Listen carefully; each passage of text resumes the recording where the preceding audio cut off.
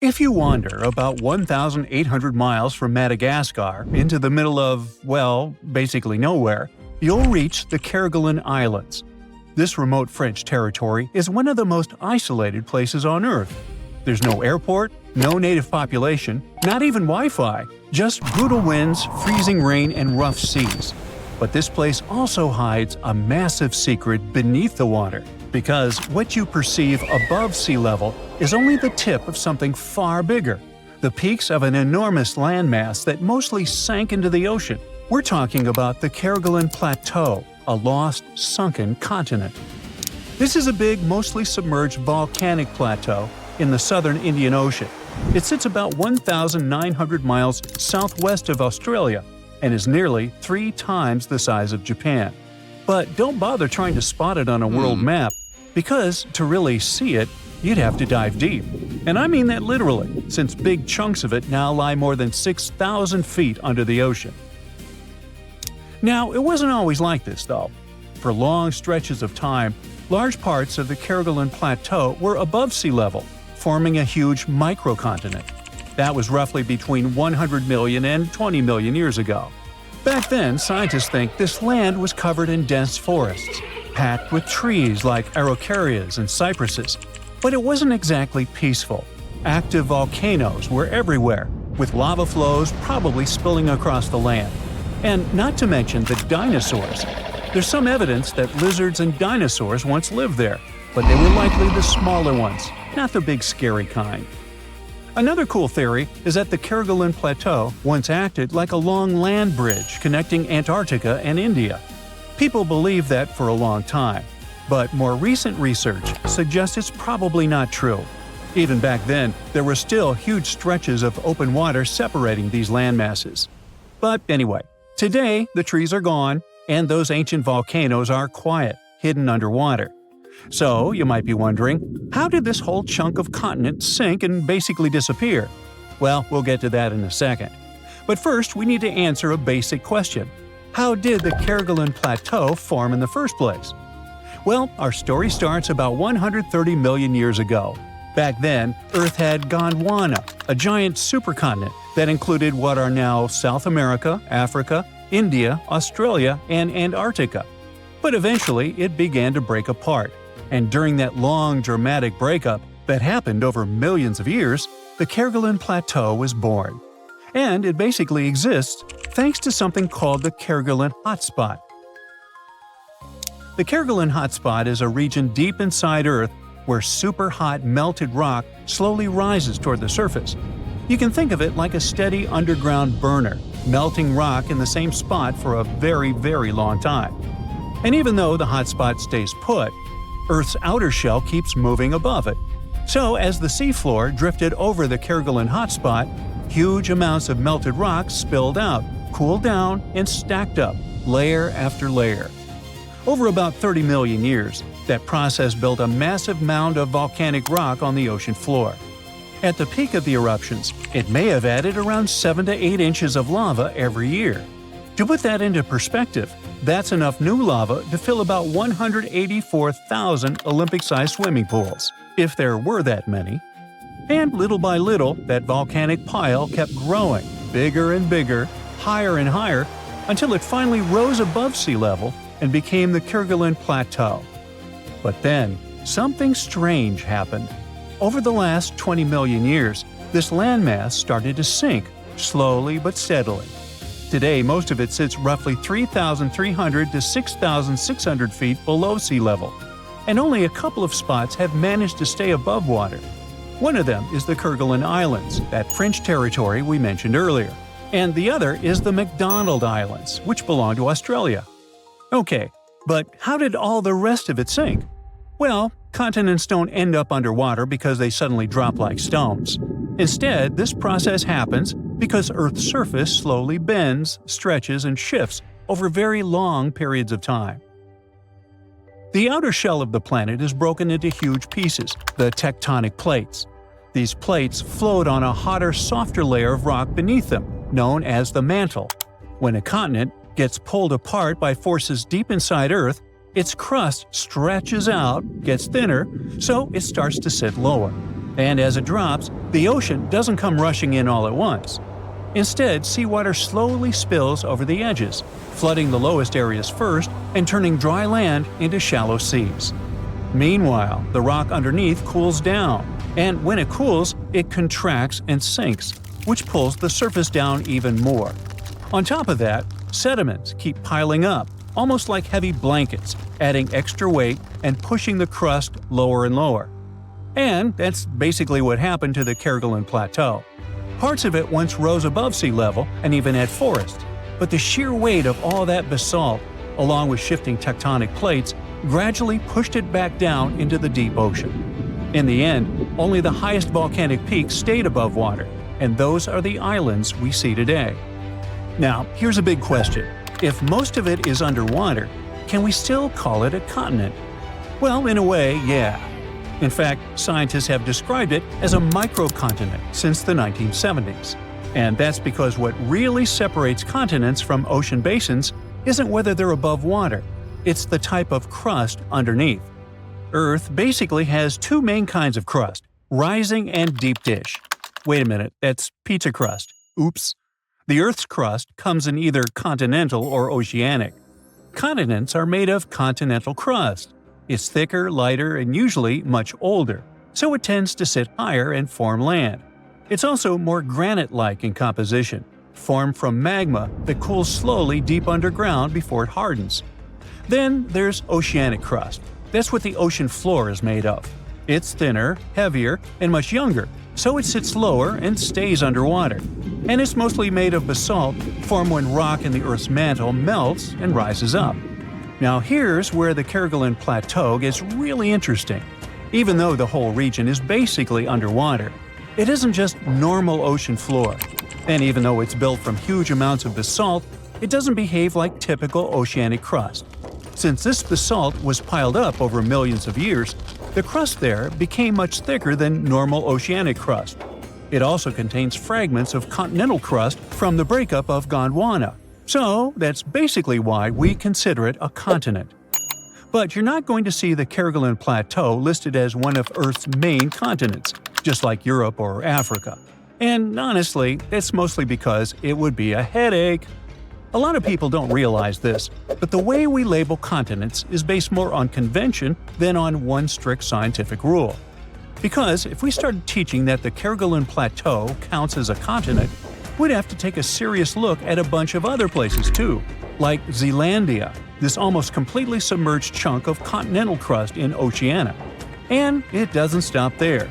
There's Beringia, Doggerland, Mauritia, Sahul, and Sunda, all regions that were once dry land or made of continental crust, but are now partly underwater. So, imagine if we started calling all of them continents. Earth would go from having 7 continents to what, 10, 12, more? It would get confusing fast. That's why the Kerguelen Plateau is usually described as a microcontinent or a sunken continent, not like a full continent, and certainly never an incontinent. That doesn't make it any less interesting, though. These days, the area is still volcanically active. The eruption rate dropped a lot over time and has stayed relatively low ever since, but the system is still going. And that's already pretty wild, because activity like this usually only lasts 1 to 5 million years. So, in a way, the Kerguelen Plateau behaves like one of Earth's longest-running supervolcano systems. And it's still not done. Scientists discovered something Atlantis-like near Australia. There used to be an entire continent that's now underwater. Here's what happened to it. Around 70,000 years ago, during the last ice age, there was a huge landmass called Sahul.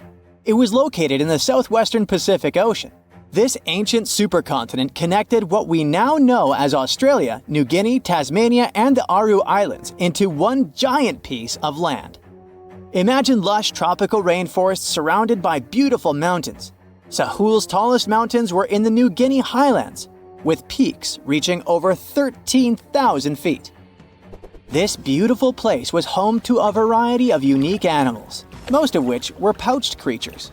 But back then, they weren't just koalas and kangaroos. Sahul was filled with different types of grazers, burrowers, scavengers, and predators. It was home to a huge diprotodon, a powerful hunter Thiosolio, and a horrifying Megalania, a creature that's much larger than any living lizard today. It was a unique place because the rest of the world was filled with placental animals at the time, like wolves, elephants, and humans. In Sahul, the only normal mammals were bats and rodents. But not all its parts were the same. The Timor, Arafura, and Carpentaria regions were covered by hot savanna and dry forests. It looked kinda like modern Australia, hot air deserts with scrubland, steppe, and temperate forests along the eastern coast. Back then, people were migrating all across the world. They made an incredible journey from Southeast Asia to Sahul and first arrived here from 60 to 45,000 years ago. They mostly traveled by foot and crossed the sea using bamboo rafts and simple boats. They came there from an ancient landmass called Sunda, which includes parts of Southeast Asia. They traveled across a series of islands known as Wallachia and eventually spread across Sahul. And it wasn't a small journey. Sahul was huge, around 4.1 million square miles. That's bigger than the USA or Canada. It stretched from the equator to around the southern part of New Zealand. So they arrived in what is now Australia and became Australia's first people. Scientists think that Sahul had a population of 500,000. We've discovered cave paintings that date back around 40,000 years.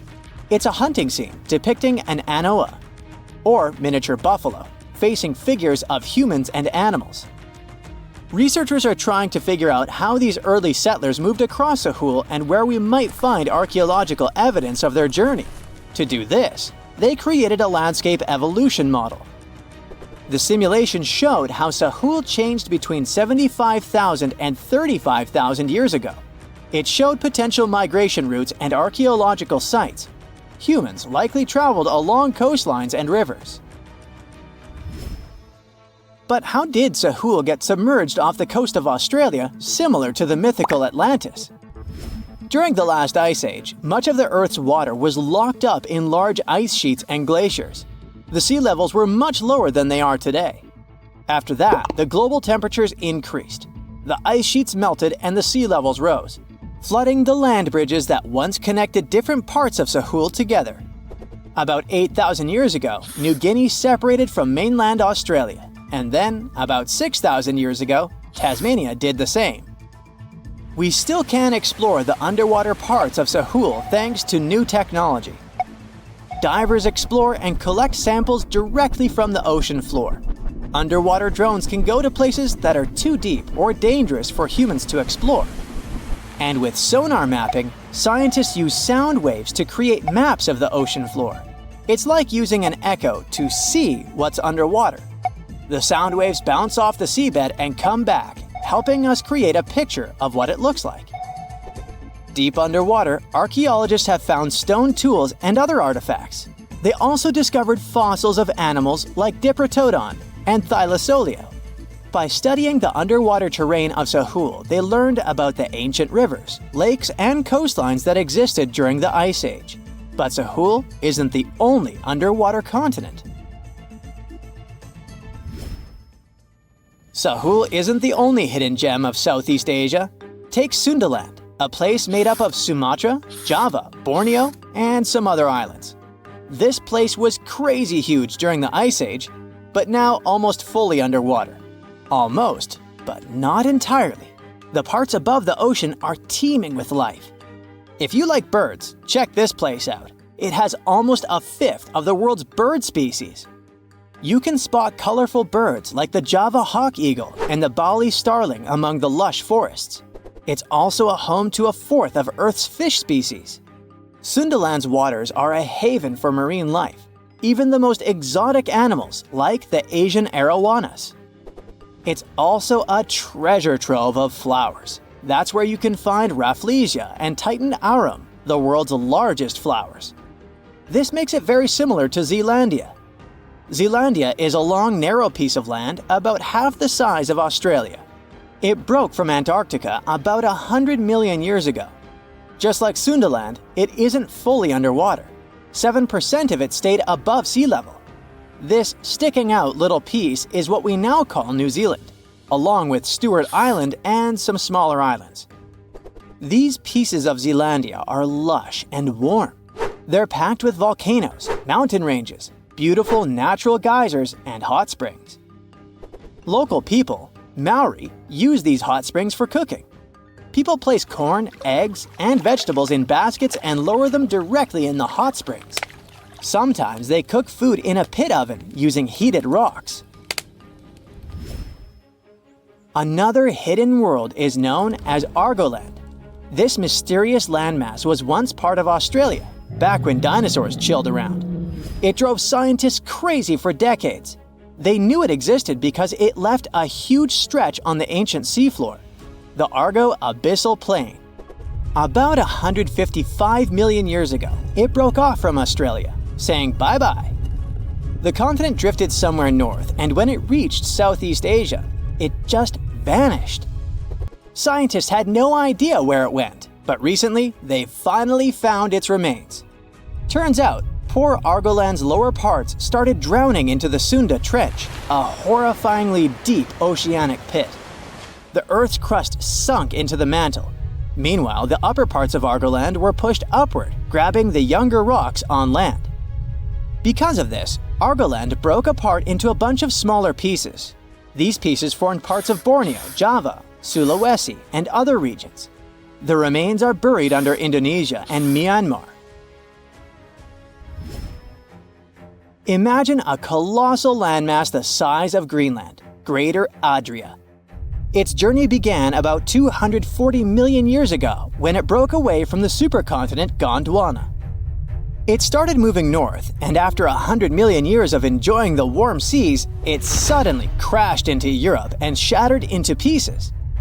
Most of these pieces went deep into the Earth's mantle, but some were scraped off and became part of mountain ranges like the Alps.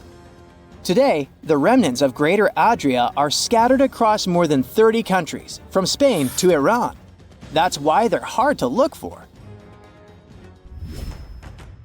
Seychelles was also once part of Gondwana. Yep, these idyllic islands are sitting atop of the ancient continent. We know a lot about it because of its fascinating granite outcrops. 100 years ago, Alfred Wegener discovered continental drift, but no one believed him.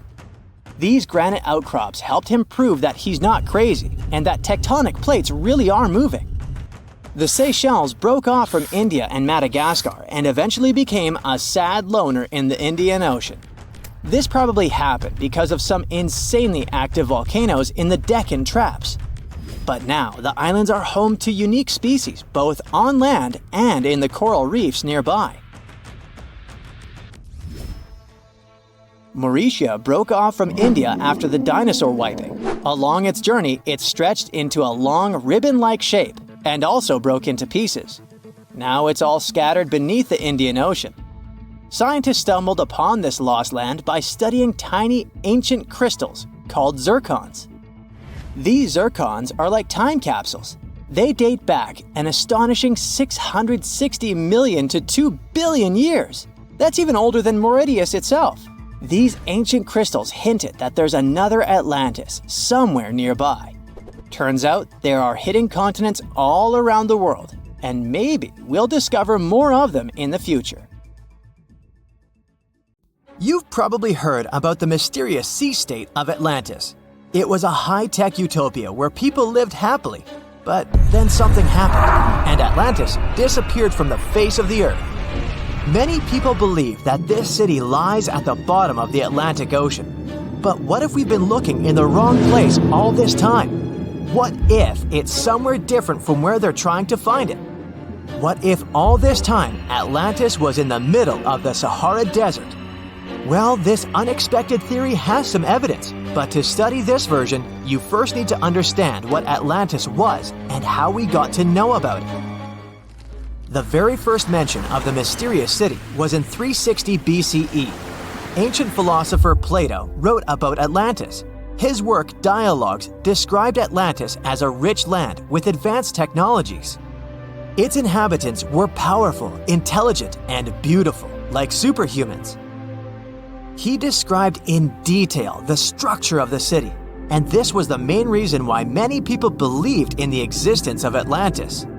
According to his records, the Atlanteans built this place in several concentric circles of black and red stone. Then they covered these circles with brass, tin, and precious metals. In the city, there were water channels on which ships sailed. The Atlanteans were sailors, so they built a passage from their city to the open sea. On the internet, you can find many drawings of Atlantis, created based on Plato's descriptions. Take a look at these drawings and an actual photo of the Eye of the Sahara. This place in the Sahara has a shape of several concentric circles. It looks as if a destroyed city left a trace on the sand. Many people have written online that the lost city was located there, but no one could prove it. Once upon a time, the Sahara was filled with rivers and lakes. In prehistoric times, there was only water there. So far, everything matches. The Eye of the Sahara was first discovered in the 1930s. This place was considered a crater from a fallen meteorite. But in the middle of the 20th century, scientists conducted a soil analysis and refuted the version with a fallen space rock. In the end, everyone agreed that this was a dome of molten rocks under which magma was raging. For millions of years, wind and water had been destroying the formed landscape and eventually made it look like perfect circles. But what if the Atlanteans once came to this place and used natural circles to build a city? In this case, we would have many traces and artifacts from this developed civilization. And yes, archaeologists did find some arrowheads, spears, oars, and other things there. But this has nothing to do with Atlantis. In the Eye of the Sahara, a multitude of Acheulean artifacts lies. It was an ancient tribe that frequented this place. For the first time, Acheulean tools appeared more than 1.5 million years ago. Some of the items found there may be 130,000 years old, and according to the records, Atlantis existed about 12,000 years ago.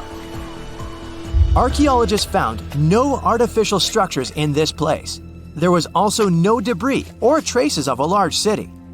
People would have found some stuff if a big city with advanced technologies had existed here. The main supporter of this idea was one YouTube channel. It collected 1 million views and attracted the attention of many historians and anthropologists. The theory that the Eye of the Sahara is Atlantis was quickly refuted.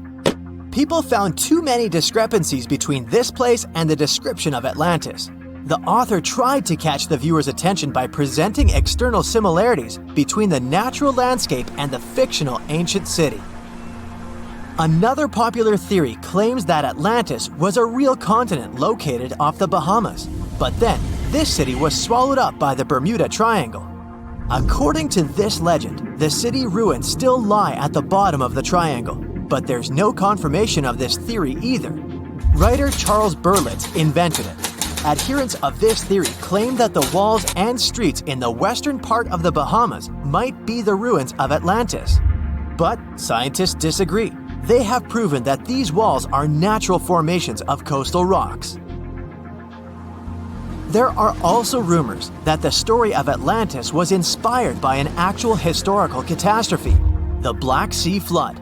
This is the Bosporus, a strait in Turkey connecting the Black Sea and the Sea of Marmara. Around 5600 BCE, the Black Sea was twice as small as it is now and had many cities on its shores. Unfortunately, a huge flood destroyed this flourishing civilization. Within a year, cities descended underwater, and surviving inhabitants moved to foreign lands and spread stories about the flood. Maybe these stories inspired Plato to come up with Atlantis. In the 1950s, people came up with another version. Atlantis was the continent that is now Antarctica.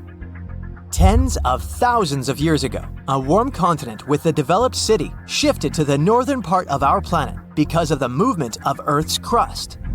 The Atlanteans couldn't adapt to the cold conditions, and Atlantis was covered with a thick layer of ice. This theory was refuted when scientists began studying the tectonic plate's nature. It turned out that Earth's crust couldn't have moved such a huge continent as Antarctica. The tectonic plates don't behave this way at all. But the main question is, was Atlantis real? No one had described it before Plato. Perhaps the philosopher came up with it. Maybe he did this to emphasize the correctness of his views on life and to identify his philosophical theories. In his works, he wrote a lot about divine and human nature and how people can destroy this nature. He spoke of decaying ideal societies because of immoral behavior and vices. The Atlanteans were once moral, spiritual people who created a utopia, but then they became greedy and mean. They destroyed their inner nature, and for this, they had to witness the destruction of their city. One night, fires and earthquakes hit Atlantis and plunged the city into the sea. The higher powers punished people for their immoral behavior, and Plato also wanted everyone to be afraid of moral decay. But judging by the descriptions of the earthquakes and fire, it may seem that Atlantis was destroyed by a volcanic eruption, as it was with the ancient Roman city of Pompeii. And such destructions have happened pretty often throughout history. Natural disasters ruined many developed cities. One of the most famous cases occurred in 1100 BCE in the Mediterranean Sea, when a volcanic eruption destroyed the highly developed Minoan society. The Minoan society existed for about 2,000 years. These people mostly lived on the islands of Crete and Santorini, located north of Crete. The Minoans had beautiful houses, a sewage system, and a developed economy. They were engaged in agriculture, grew fruits and vegetables, painted frescoes, and made jewelry. They were the first people to found the thalassocracy, an empire based on the sea. They lived off of fishing, piracy, and maritime trade. At the time, they performed cruel rituals, and their way of life was far from moral. They were used to earthquakes on the island of Santorini, so they reinforced the walls of the city with wooden beams, but they didn't know what a volcanic eruption was. And when the sulfur smell appeared in the air, they didn't suspect the impending catastrophe. When the volcano spilled out tons of lava and ash, all the residents of Santorini abandoned their homes and tried to escape, but they couldn't. The eruption and earthquake triggered a tsunami. A large wave flooded the coastal part of the island of Crete. This hit the economy of the Minoans hard and destroyed their port harbor. Then, foreigners attacked Crete and finally destroyed the developed civilization. Some historians think that Plato could have referred to the Minoan Empire when describing Atlantis. Using their example, he showed how immoral actions could destroy people. The Azores are 9 islands in the Atlantic Ocean, sitting about a third of the way from Europe to North America. A history textbook will tell you that the Portuguese explorers discovered this beautiful archipelago in the 15th century. Until then, they were uninhabited. The islands still belong to Portugal, so there seems to be no controversy or mystery here, except for the fact that some researchers think the Azores were home to an ancient civilization from thousands of years ago. Others support the idea that the famous Atlantis itself was here. In 2010, archaeologists announced that they found some structures on the islands which looked like they were from the Stone Age. If that's true, it would mean that there was a civilization back then which was advanced enough to travel this far and settle on the remote islands. A special scientific commission studied the matter and concluded that those structures were natural rock formations or had a more modern origin. So the first settlers were supposed to have been the Portuguese. It didn't stop some enthusiastic scientists from further research. They analyzed the DNA of mice from the Azores and found that it had the same genetic characteristics as house mice from Northern Europe. The little rodents couldn't have sailed this far without humans, so it looks like the first people had arrived at the Azores before the Portuguese, and the plot thickens. Dr. Felix Rodriguez, who works at the University of the Azores, is determined to find out exactly when it happened. He's studying the megalithic structures found in the Azores. Similar structures found in Western Europe and the Mediterranean date back to the Neolithic age. According to Dr. Rodriguez, the oldest findings are from 4,200 years ago. It's not clear when civilizations left them. The professor identified 7 megalithic structures in one complex as dolmens for the deceased. The cavities are all cylindrical in shape and definitely don't look like a natural formation. The material from the cavities turned out to be at least 2,500 years old. There are also some pieces of ceramics that seem to be even older. It looks like the rocks in the area had been lifted. You can see it by the small waves left by lava.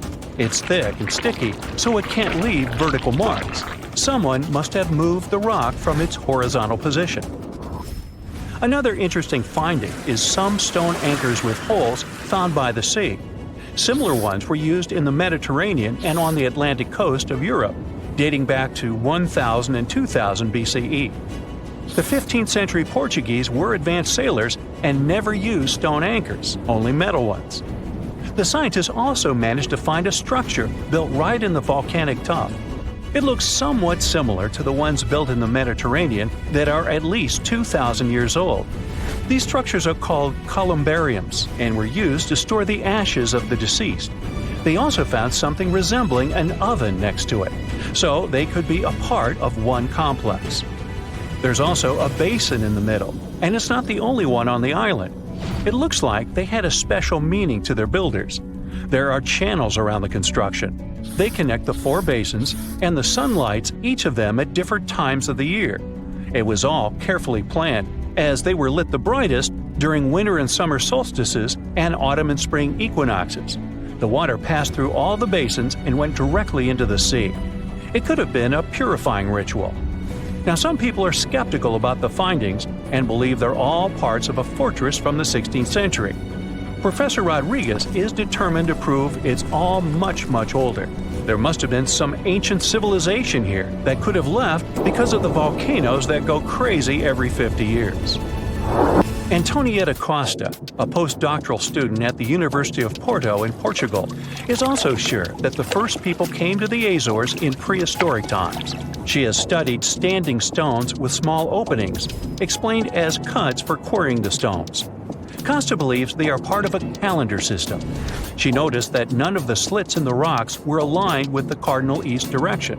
The slits closest to it are smaller than the ones facing other directions, so it can't be just a coincidence.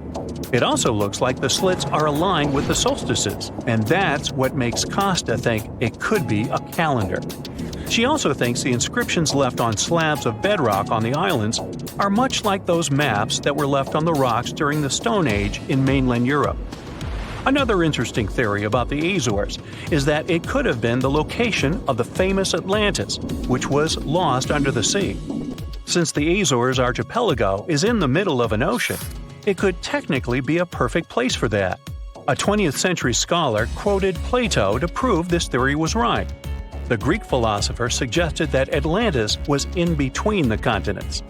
The coins and sculptures supposedly found in the Azores when the Portuguese just arrived also point that there was someone else present there.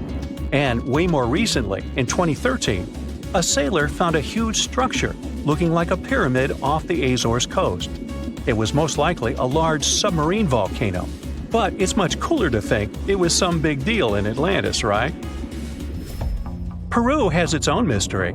Amid the desert, you can find some eerie marks called the Nazca lines. They're known as geoglyphs and were created more than 2,000 years ago by the people of the Nazca culture. Thanks to a dry climate and strong winds in the desert, most of the Nazca lines have reached our day. To create them, Nazca people removed the top layer of the pebbles and revealed the soil beneath the ground. The color of the soil changes from reddish-brown to yellowish-gray, so the lines always look different. Most of the geoglyphs depict plants and animals. You can clearly see a monkey, a whale, a condor, a hummingbird, a spider, various flowers, trees, and other plants. There are also some geometric shapes, such as triangles, trapezoids, and spirals. Since they were discovered in the 1920s, scientists have offered different explanations for the lines. Some say that in Nazca culture, people ascribe special significance to these motifs, so they probably created these shapes for deities in the sky to see. Others believe they were a sort of astronomical calendar, and animal sketches were modeled after groups of stars. This theory was proved wrong, so the purpose of the lines remains a mystery. Another place that leaves many questions is Nimrut Mountain in Turkey. This mountain has a complex of monuments with temples and tombs. It was built by the Kingdom of Commagene, which ruled here around the 1st century BCE. There are statues of King Antiochus, 2 lions, 2 eagles, Zeus, Hercules, and Apollo. Archaeologists found the ruins of this complex at the end of the 19th century. They thought it had been built by the Assyrians. Then, some of the most famous scientists of the time came here and found an inscription in Greek. It had details about the sculptures and the names of important members of the Commagene royal family. It looked like it had been put there for future visitors. The scientists established that the statues used to be full-size figures. Changes in temperature, strong winds, snow, and the bright sun didn't leave them a chance to last in all their original glory. Plus, the complex is in an earthquake zone. So all you can see now is mostly the heads of the statues. They look incredibly complex and large for their time.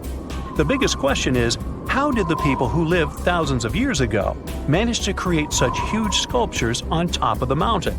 It's obvious that they worked on shaping the limestone blocks up there and not on the ground. So, stay tuned. We'll keep an eye on this.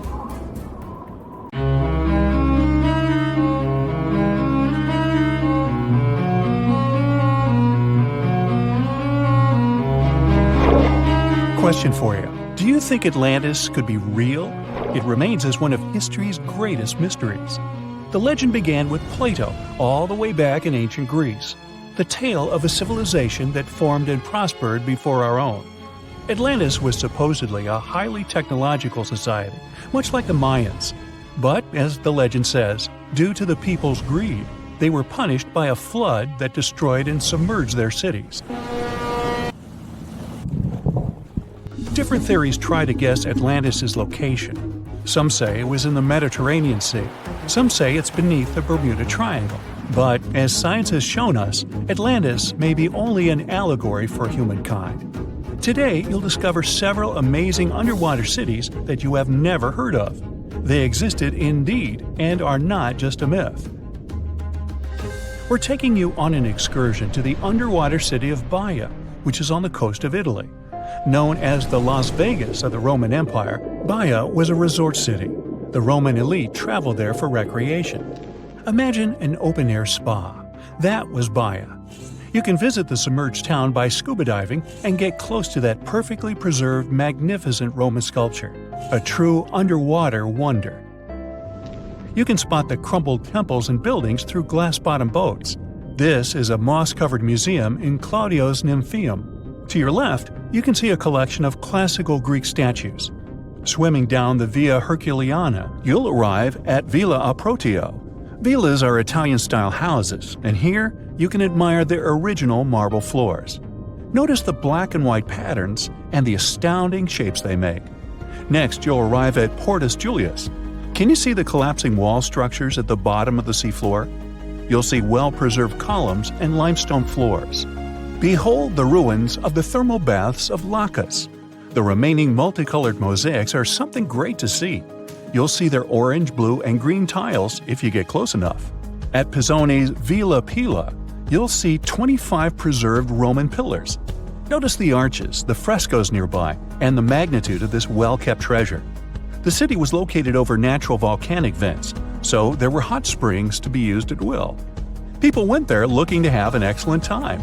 And when I say people, I mean some of the great Roman emperors we learn about in school: Nero, Cicero, Caesar.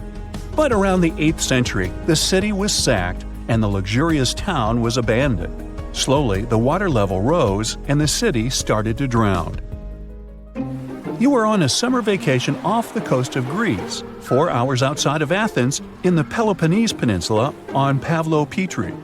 You dust off your snorkel and head for a free dive on a bright sunny day. Sometime into the dive, you start noticing patterns on the seabed. 13 feet below the surface, the outline of familiar objects starts to appear, one by one. As you continue swimming, what looks like the outline of an entire city emerges before your eyes. You wonder, how could water have taken the whole city? Rocks are perfectly aligned into what appears to be the foundation of a building. Nicholas Fleming, a British oceanographer on vacation in Greece, was the person that discovered Pavlo Petri. He was documenting the seafloor artifacts. The team found the site filled with pots, storage vessels, and tools. A quern stone, for instance, is a tool used for grinding grains and turning them into flour. Multiple amphoras, which were found then, indicate that this settlement dated back to the Bronze Age, 5,500 years ago, when people started living in towns. The settlement is believed to have lasted for over 2,400 years. Pablo Petrie is considered today the oldest submerged town yet found, and it's impressive that it wasn't a simple village. It was a vibrant port city with stone-built buildings, a marketplace, streets, and even squares. Let's continue our exploration and find secrets in other underwater cities. You are diving off the coast of the Ryukyu Islands. Pacific waters are far from smooth. There's a strong current pulling you into the deep sea. Suddenly, you see a huge structure thanks to the sunlight shining down on the seabed. At first, it looks like Machu Picchu's ruins across the globe in Peru. As you approach it, you slowly figure out its form. A pyramid-shaped structure, arches, staircases. It's something that could have easily been a palace or castle. Could this also be a sign of human activity? What you just saw is known today as the Yonaguni Monument. It also goes by the name of Japan's Atlantis. The entire monument is about the size of 5 football fields and the height of a 5-story building. Its most surprising feature is its expansive terraces that host large crowd gatherings. Explorers and scientists believe that Yonaguni dates back to 10,000 years ago. But whether it is a man-made structure or a natural formation is still under debate. For Japan's top marine geologist, Professor Masaki Kimura, Yonaguni is the heritage of a lost civilization. Kimura has dived into exploring the ruins over 100 times over the past 10 years. According to him, there are clear signs of human activity down there. The Triangle Pool, located on the monument's surface, is a triangle-shaped concave that is a historical symbol of water fountains in the region. There is also a giant turtle carved on the eastern side of the structure, and according to Kimura, turtles have an important cultural meaning. Several pieces of stone tools have been recovered from the site. Their estimated age dates back to 10,000 years ago. However, not all scientists are convinced of the same. For many, Yonaguni is the result of thousands of years of erosion. The fact that the monument is composed of one massive rock leads them to believe that it is not human-made. The defined edges and flat surfaces resemble a natural formation occurrence in Northern Ireland, known as Giant's Causeway. A series of interlocking basalt columns look like the ruins of a palace, but they were the result of volcanic activity in the region. Well, stay tuned for more underwater discoveries. The next stop on our voyage is one of today's most famous underwater cities that has turned into an underwater archaeological park. The city of Port Royal in Jamaica exists today only below the surface. But in 1692, it was one of the wealthiest cities in the Western Hemisphere. Port Royal was the center of the British Empire at the time, and an important trade city that attracted people from all over. It was also home to real-life pirates of the Caribbean. On the morning of June 7, 1692, the people of Port Royal met a different fate than they probably expected. The bars and restaurants beaming with life woke up shaking. People were taken out of bed with the power of a massive earthquake, estimated today at 7.5 on the Richter scale. One survivor says he saw the earth opening up and swallowing the town whole. What he said could be true, as the city was mainly built over sand. The ground sucked buildings, roads, and everyone above. Geysers erupted, and finally, waves as big as 10-story-high buildings hit the city. About 33 acres of the city disappeared underwater, and amazingly, most of its 17th-century remains lie in good condition under 40 feet of water. In the ruins, archaeologists have found taverns, storage rooms, kitchens, and recreational buildings used for diverse purposes. You can see a grand lion statue, a submerged bridge, and many picturesque arches. Now, do you fancy a trip to India? Just outside its coast lies another sunken marvel. A site known as the Lost City of Cambay is located on the Gulf of a similar name. It remained hidden until 2001, when the National Institute of Ocean Technology did a routine water assessment. With sonar technology, which sends a wave of sound to the bottom of the sea, they found something far beneath the surface. Images showed well-defined geometric shapes spread along a 5-mile stretch. The remains found dated to more than 9,500 years ago, meaning that this civilization was lost at around the end of the Ice Age. Debris recovered from the site included construction material, pottery, beads, sculptures, and even bones. Scientists argue whether these artifacts are indeed from the site, but if they truly are, then the lost city of Cambay would be the oldest civilization in the world. Well, this eerie Lake Huron discovery may be that it possibly contains the remnants of an entire civilization. Whoa, wait, sounds like Atlantis, right? Well, not exactly. But if there really had been an ancient underwater civilization here, it must have been a pretty advanced one. Around 10,000 years ago, 2 sharp glassy flakes broke off a stone tool and landed on the ground unnoticed. They stayed buried there for thousands of years, until 2013. Then scientists pulled up a small chunk of mud, about the size of a milk carton, from the bottom of Lake Huron, 100 feet underwater. Inside the mud, they found those same 2 flakes made of obsidian, a shiny black volcanic glass that forms when lava cools quickly. After careful testing, they realized these flakes came from Central Oregon, which is quite a distance, about 2,500 miles away. They found this prehistoric Great Lakes site on the Alpena Amberley Ridge, an underwater landform that once connected what's now Michigan and Ontario. Back then, it was dry land. Early humans used it to build traps for animals like caribou as the Ice Age faded and the Great Lakes began to form. Now, obsidian was the high-tech material of ancient times. It's super sharp and perfect for making tools.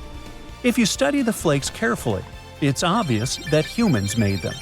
You can see where they struck them and the feathered edges that come from being carefully chipped.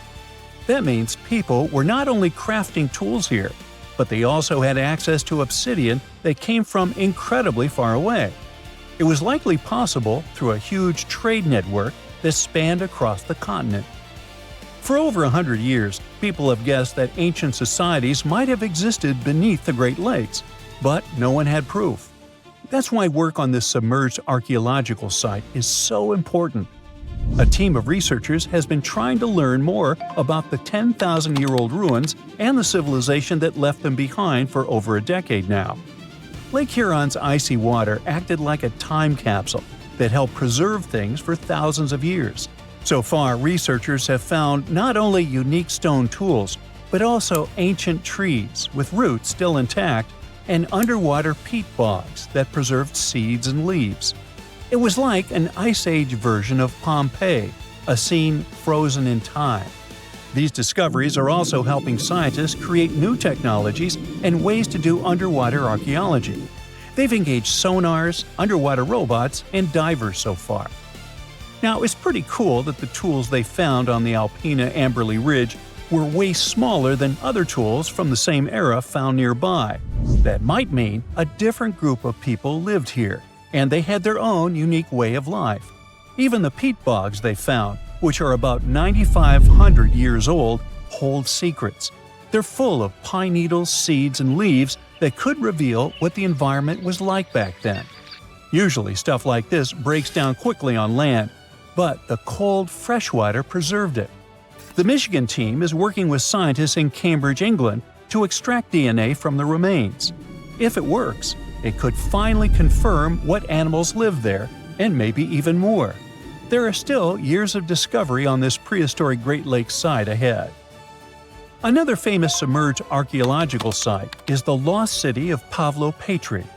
Archaeologists think it is the oldest sunken city in the world they've found and made official so far. Pavlo-Petri is around 5,000 years old. That means it existed even before the legendary Greek heroes in Homer's stories.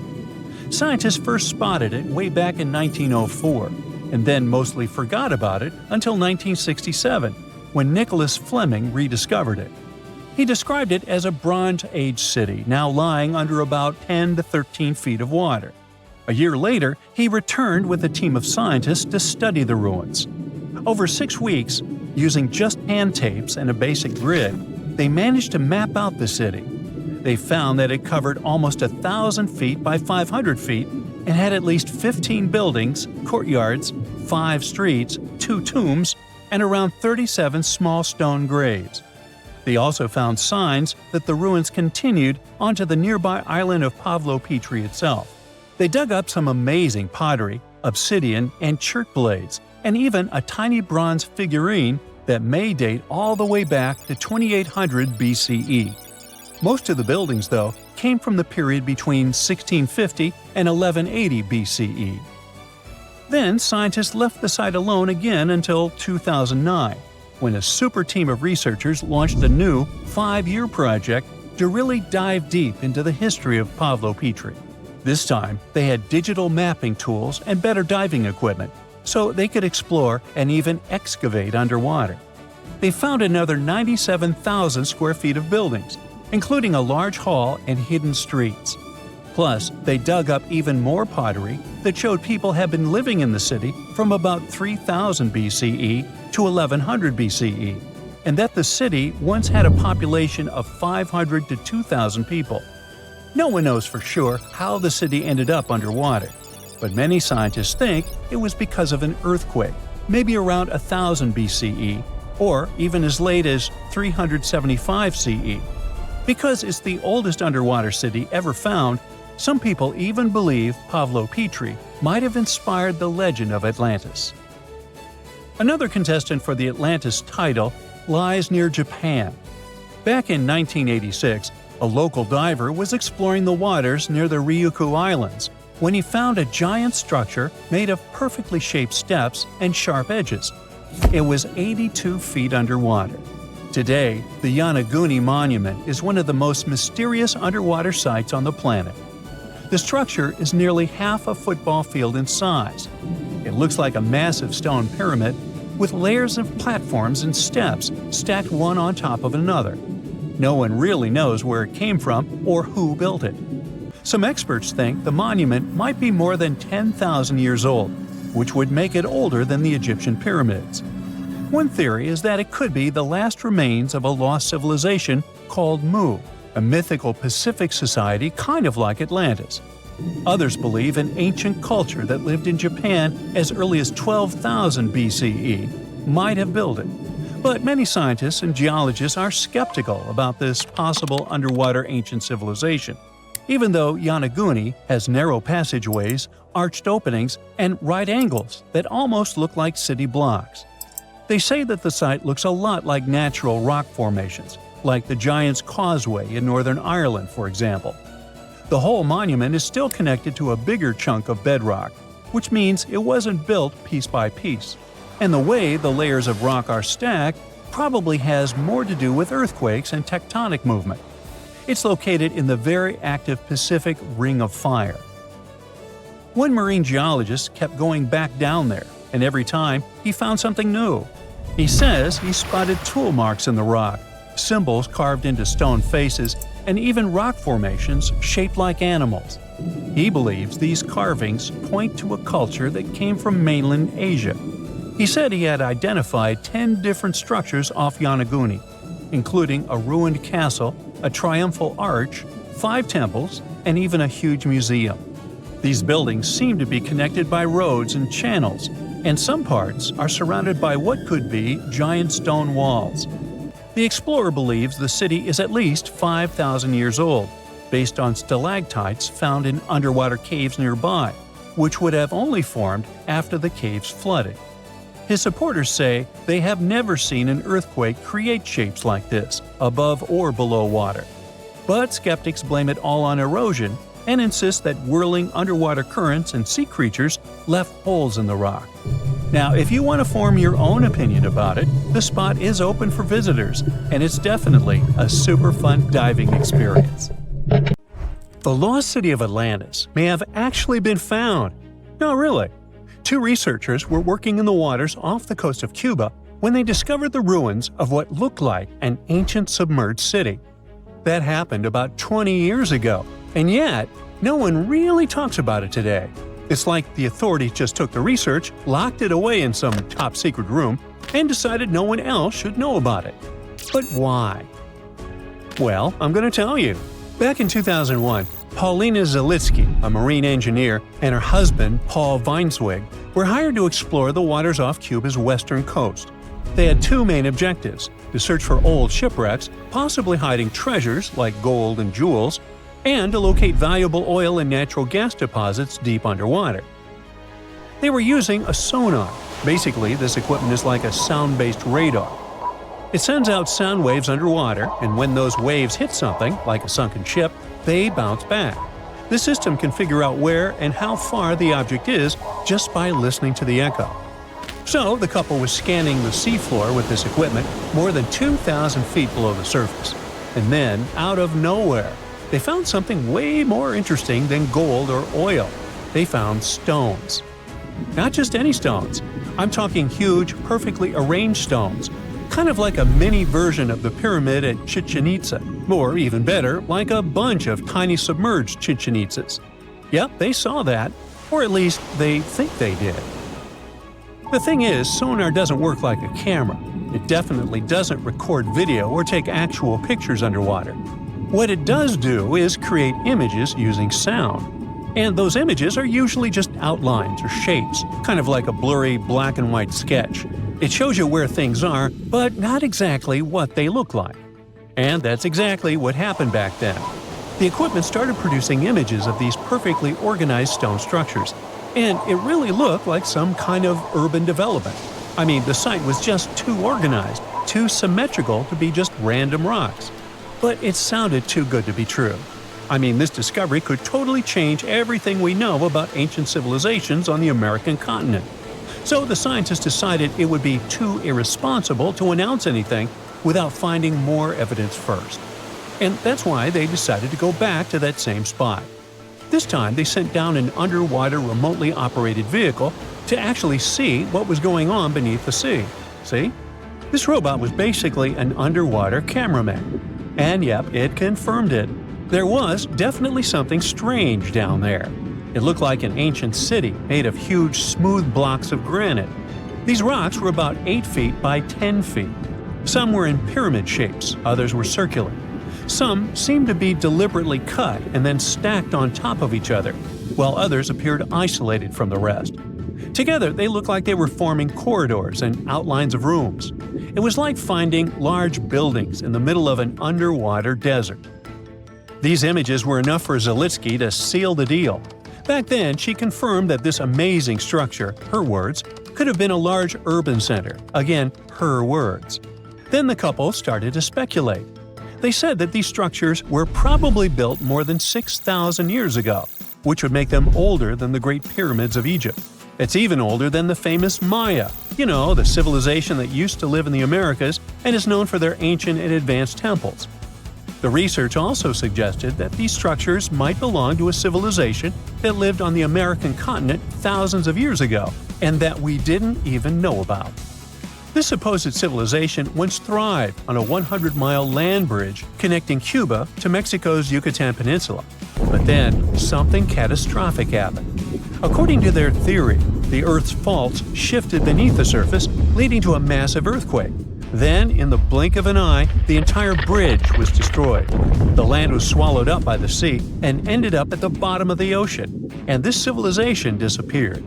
Of course, all the connections to the famous Atlantis myth got the media totally hooked on the story. News websites ran headlines like "Lost City of the Caribbean Found" and "Atlantis Found in Cuba." So, could that really be Atlantis? I mean, did they finally find the remains of this supposedly super advanced and lost civilization? Well, it's hard to say. From the start, part of the scientific community wasn't buying into the story too much. First, there's the issue of the date. Saying that this civilization existed at this spot at least 6,000 years ago just wasn't very credible. Then, some European archaeologists argued that the stones they found using sonar might just be natural limestone, not perfectly sculpted granite. And third, it was too deep. Even with the whole theory of Earth faults opening up and swallowing everything, it's still hard to explain how an entire city ended up so deep in the ocean.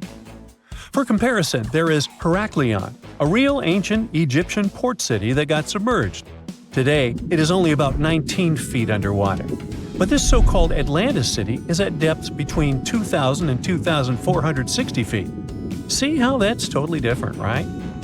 People think it would have taken around 50,000 years for such stone structures to sink to the depth where they are said to be found. And according to experts, none of the known civilizations from that long ago had the ability to build such structures.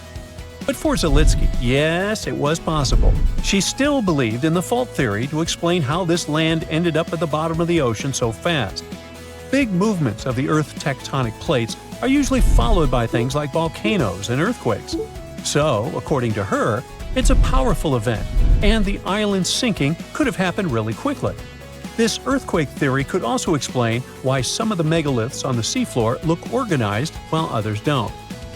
But to really prove any of this, they needed a specially designed robot to go down there again and take samples of the rocks and sediment. That way, they could figure out how old the rocks were and maybe even find signs of human life, like carvings, sculptures, or artifacts. The problem is, drilling into those structures isn't easy.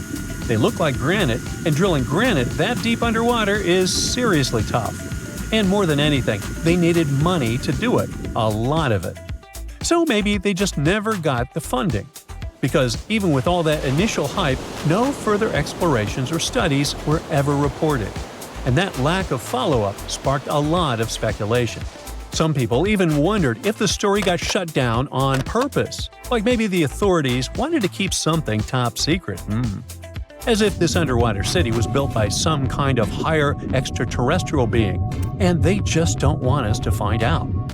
But truth be told, the strongest argument for saying, yeah, that is definitely a lost city, is that nature supposedly couldn't have built something so symmetrical. Geologists did try to find natural explanations, or at least similar examples from other parts of the world, but they came up short. Still, just because we haven't found a clear natural explanation doesn't mean there isn't one. Nature can create some pretty wild and unexpected stuff, so honestly, that whole too perfect to be natural angle is kind of a weak argument. What most likely happened is that experts just weren't convinced it was actually a sunken city, and that's probably why no one followed up on their work. Over time, the buzz faded, the story disappeared, and the site slipped back into silence. And without more data, the true nature of those underwater formations off Cuba's coast is still a mystery. Ever since Plato wrote about the allegory of Atlantis, humanity has been fascinated with the possibility of the discovery of a thriving underwater civilization. Fancy joining me on a trip to a few historic underwater sites? Let's see what we can find out about ancient civilizations. The first one on our list is what is being called the underwater Stonehenge. Scientists have recently discovered a mysterious pile of cairns that stretch for miles under the shimmering waters of Lake Constance at the borders of Switzerland, Germany, and Austria. Archaeologists began to explore the site back in 2015, and they haven't been able to understand yet what it was actually used for. What they do know is that there is a 12-mile line of 170 human-made stone cairns under Lake Constance. Scientists say this was most likely the result of a combined work of several villages. The cairn site was probably used for some collective purpose. The formations are huge. Some of them are several dozen feet wide. The most amazing discovery so far is that the site dates back to around 5,500 years ago. Now, what were we humans doing back then? We were living in the prime years of the so-called Stone Age. We were beginning to make artifacts from stone and use them to hunt and eat. Can you imagine what a knife and fork might have looked like back in those days? It's no coincidence that scientists call this site the underwater Stonehenge, though. Both sites are believed to have been built around the same period of time. You see, Stonehenge dates back to around 3,100 BCE. Both sites carry the distinct characteristic of stone monuments built in a circle. Not to mention the fact that scientists also haven't figured out why on Earth our early ancestors would feel the need to build a monument such as Stonehenge.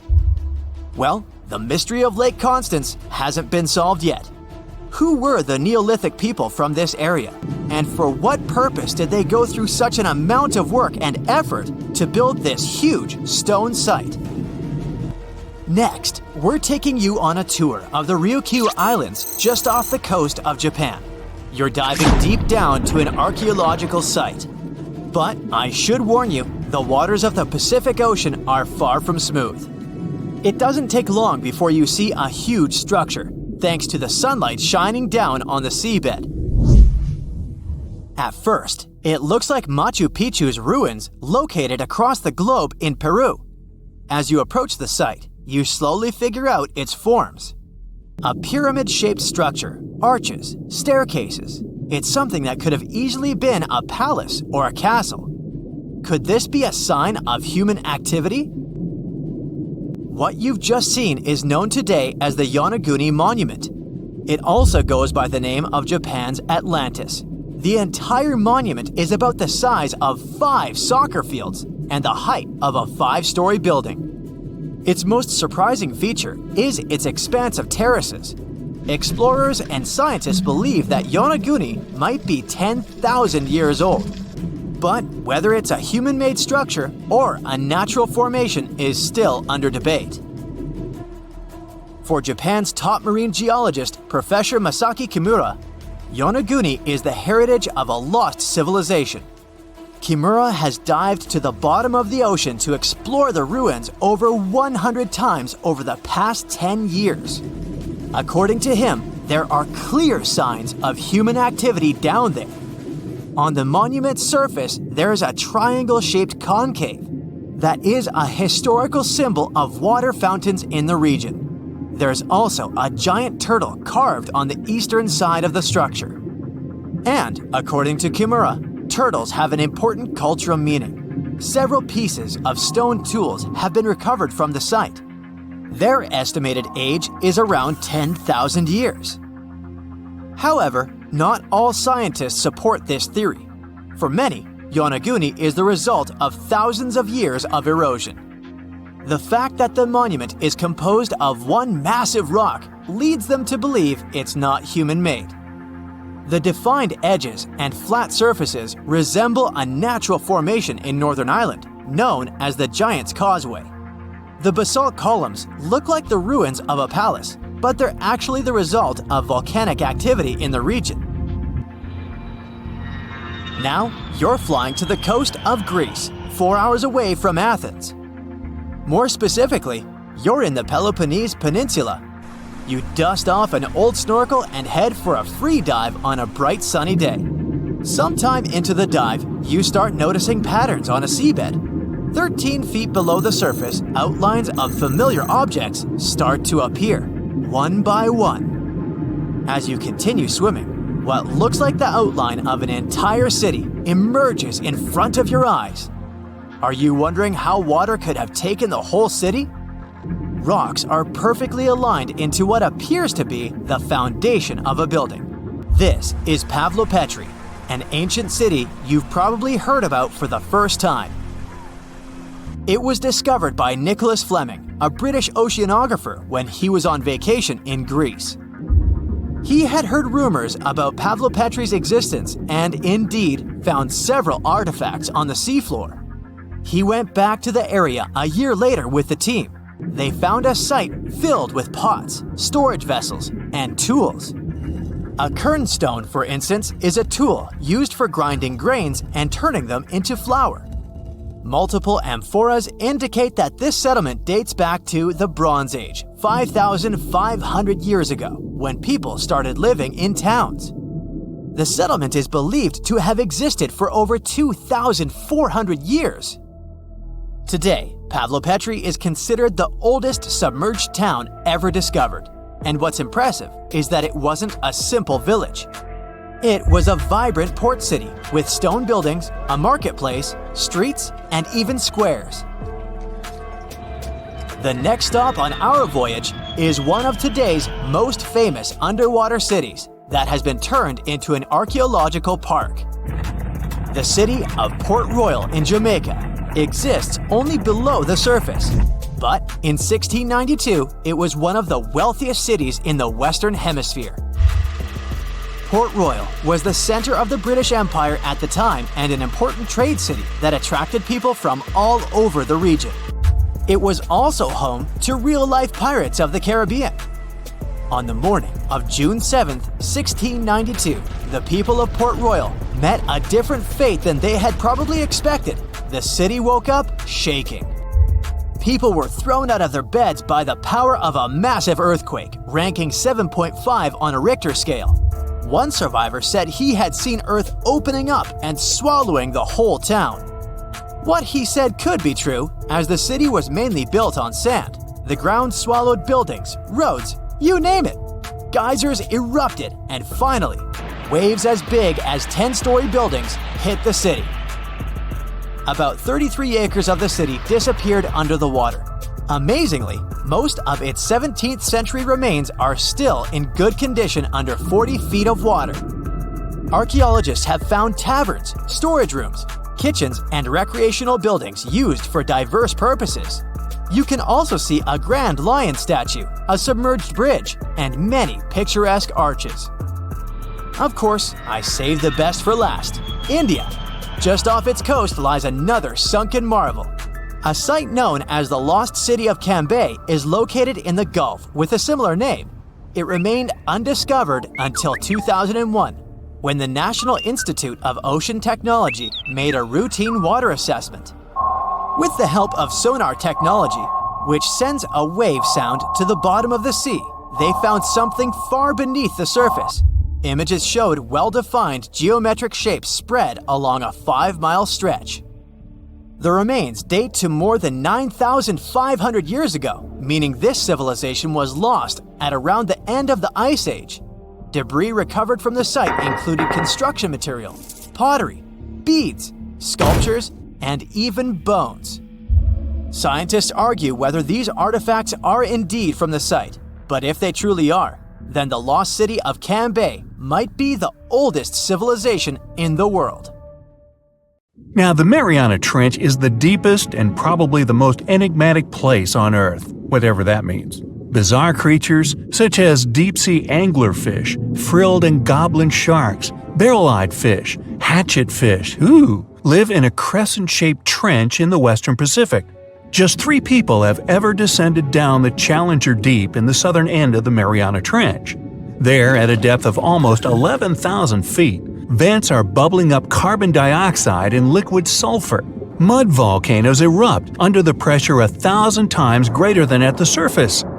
And so, it's no place I want to go. So bye! Get back in there. Alright, since you clicked, yeah, you're about to visit places no less mysterious and creepy than the Mariana Trench. Your first stop is Mexico, the Yucatan Peninsula to be precise. See those bottomless sinkholes filled with crystal clear water? It's fresh water that overlies salt water seeping from the sea.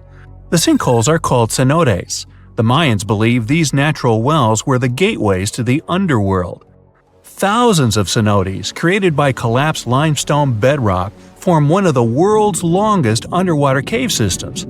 You can easily get lost in this tangled, mysterious network. Now it's time to visit the Caribbean. There, you'll get to a depth of almost 8,000 feet to see the Van Dam vent field.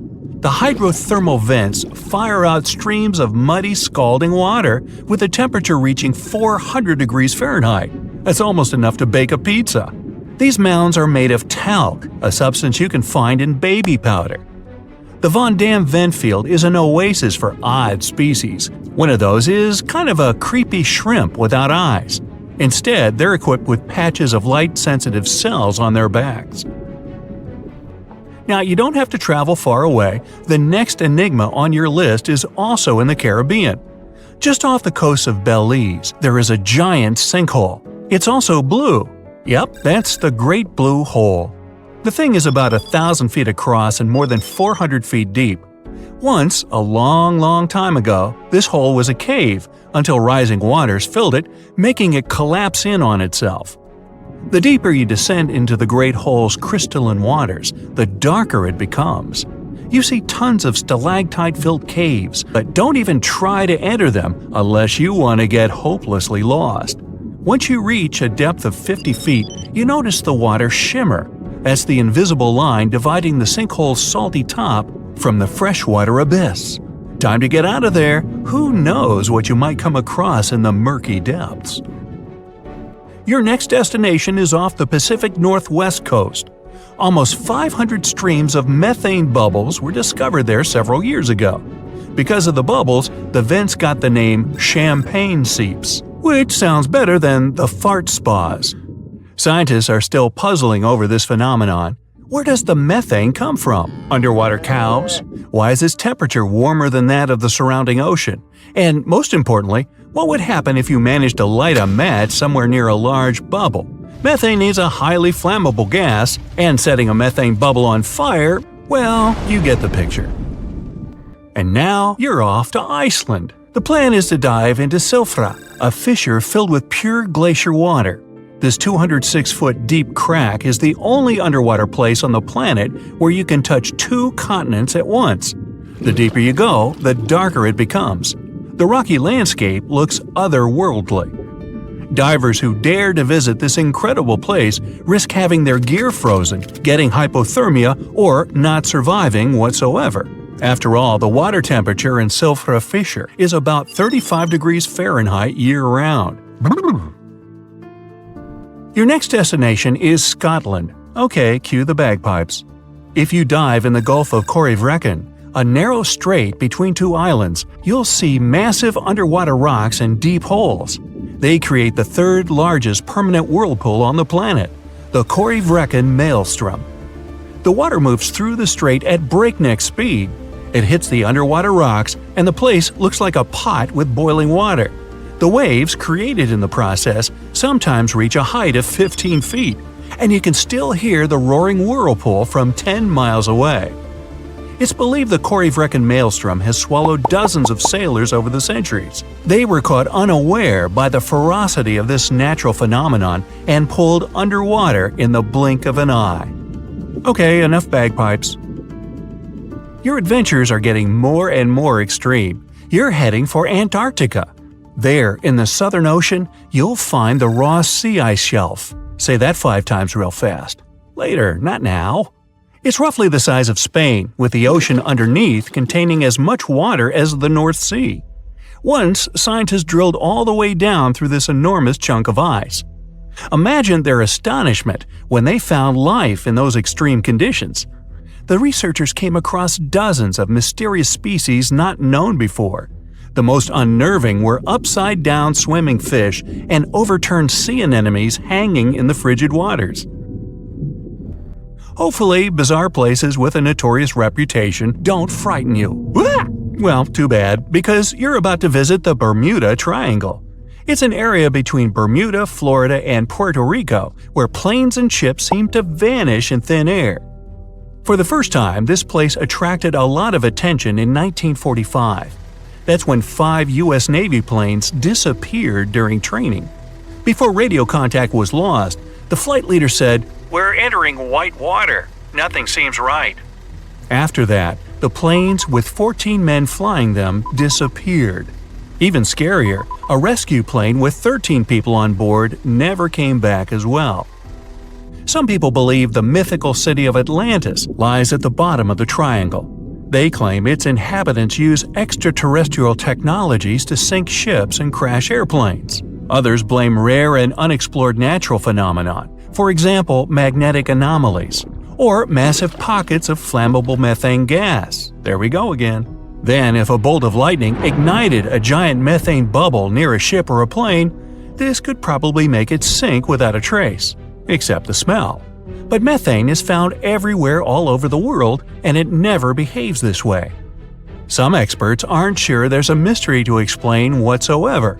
Lots of busy routes pass through this area. No wonder more ships and planes sink there than anywhere else.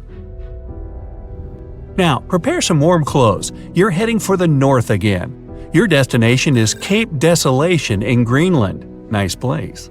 In 2012, Canadian researchers were sampling the water in that area, and their equipment came back to the surface with pieces of coral attached to it.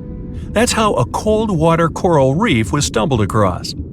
These unique pinkish corals can easily go without sunlight and live in strong currents 3,000 feet below the surface.